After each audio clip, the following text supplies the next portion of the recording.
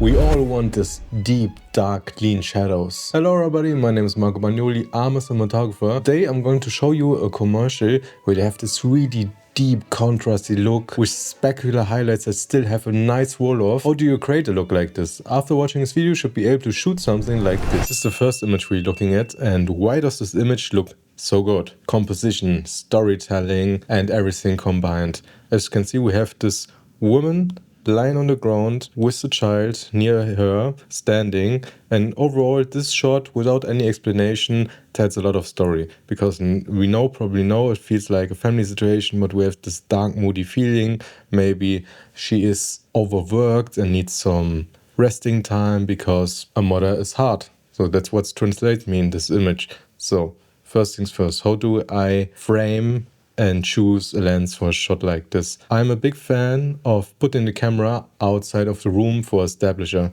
That creates a nice framing. Always try to frame your subject into something, into a circle, into a square. Door is most of the time the most easy thing to do. First thing that it does, you have a little bit of depth of field in the image, and also when you grade it down and look for it that it doesn't have much light, you create a vignette.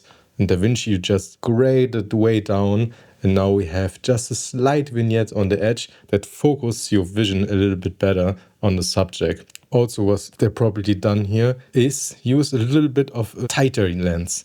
Not always go, okay, I have a room, I need a wide angle lens because I want to create the most depth. No, compression is a big thing and tool to tell the audience how they should feel. When you now compress the image, everything becomes much closer to each other. The scene is more compressed and everything feels closer. The room feels smaller. Or maybe in this type of situation, you want this family feeling more compressed together in her space. Also, it's technical, you don't get more shallow depth of field, but in this case it does, because you're focusing on her because she is nearly the closest thing to the lens. So we even have on this distance a big roll off with shadow depth of field into the background, which isolates her even more. Then they did this mastery trick of choosing the right outfit.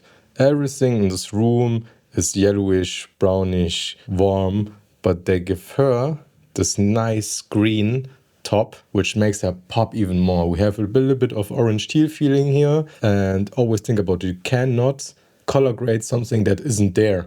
What I mean with that, when you have a completely red room, red windows, red pillows, everything red, outfit red, it's very difficult to get orange skin in combination with green shadows, because there is nothing green. You have to prepare your location, your outfits and everything that involves it to make your color grading work. So don't just rely on your LUTs that you have and throw it onto the footage. This will not create great results. This outfit, set design, this creates great results. So how did I light a scene? Lit a scene like this. When you have a scene like this where it's very wide, you always go for a little bit of harder light because you want to create texture.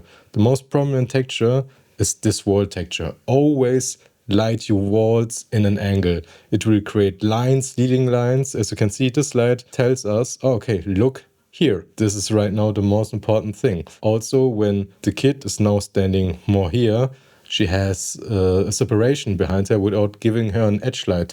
We always try to use the edge light as our last resort. When we try to block and place everything as nice as possible, then it should always work without the edge light. And because here, an edge light would feel really unnatural, because it's a really natural feeling. Then also, as you can see, there's also a light coming from this angle, but that shouldn't be logical. That means we have two light sources outside. One that's only for the wall, and one that's only for the ground, that gives her this hard key light, which just wraps slightly across her body, that we have something like a silhouette of her. When you would just light her, the scene would feel really empty. This is most of the time the most important light, that you give the whole room just a little bit of texture. Because of the curtains, it also moves maybe a little bit, and then we get a little bit of atmosphere. So try to focusing on everything else and then your subject. Then as you can see, the room still actually has a lot of bright colors, bright walls. How do you get the deep shadows and this big contrast here? The secret is a lot of neck fill. You put every corner where it's not your camera showing big black molten on the walls so that this light here cannot bounce back into the scene.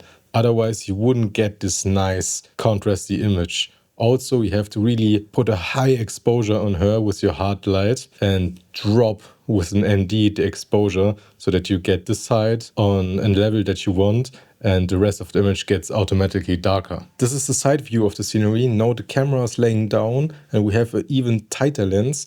Don't be afraid to use something like 85, 65, 75 millimeter lens. I think a lot of new cinematographers work around this area 14 to 50 millimeter and never use something above it. But I think we missed a little bit this compressed portrait-like look, which gives you this really great isolation, great compression, really fixes it on a subject. And still in movies, long lenses are used daily. So somehow only in commercials and content creation, we lose the ability to lose everything about 70 millimeter. And here again, we have this pretty much hard light that hits her from outside. Always try to light from outside when it's possible, because it would always look more natural, and just hit her with this hard light. Maybe there's just a frost frame or something like that in front of the light so that we have a little bit of diffusion, and then again black everything out behind the camera so that we get this deep shadows. When you want to really be professional, make everything perfect, you would expose the shot 2 stops, 1 stop brighter than it looks right now.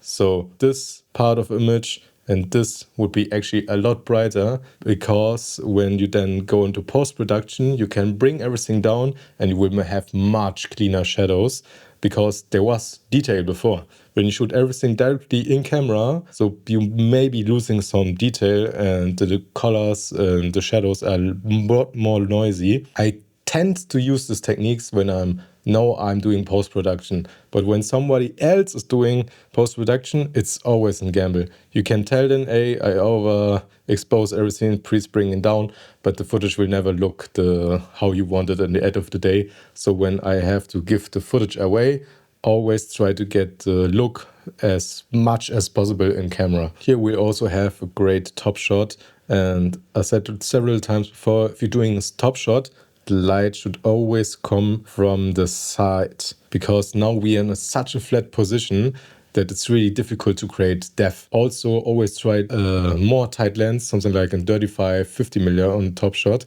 because 24 millimeter, you sometimes need the space, but it will look like someone with a smartphone is filming a person. So go as much away from the 24 millimeter when you're doing a shot like this, because it would look as professional. And here, same thing as before, we probably have a window on the side that has curtains on it, and just blast your light on a very warm Kelvin and put a little bit warmer also the white balance on your camera, and then you get easily look like this.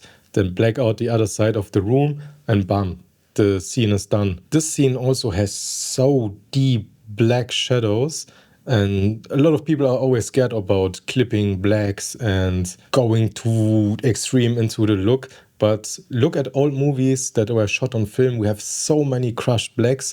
It's a look that you really can go for that doesn't look unprofessional, because when everything around it, it's good. The set design, the lighting, crushed shadows is nothing that someone would see as unprofessional. Because look here, same. We have the window in the background, a little bit of haze to make the light visible, and just blast hard lights into the background. And also here's probably a window where we again put a light, maybe just a small diffusion, and just blast it into the scenery to give her the key light.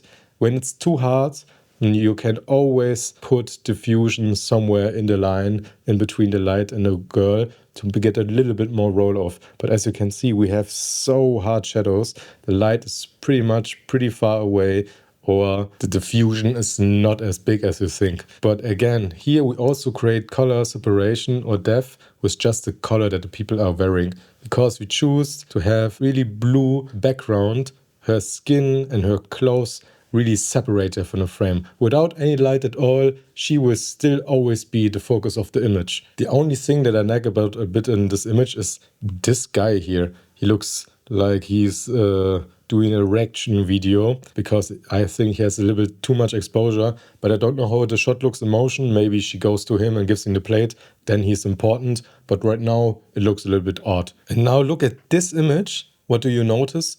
It's the exact same technique they done before. We have this hard light from the side, not touching the lockers at all, just exposure on her. I think here it's a little bit more diffused. That would be probably the light we normally get with a aperture and a smaller light dome that with a grid that's just hitting her. And then we make leading lines, put her in the center of this room so that the lockers focus our view on her and also have this frame of the door where she's in with this light also leaning to her. All this composition, all these color choices. Also, we have this blue background, everything made really cool. And then give her a red swimsuit and everything just comes together.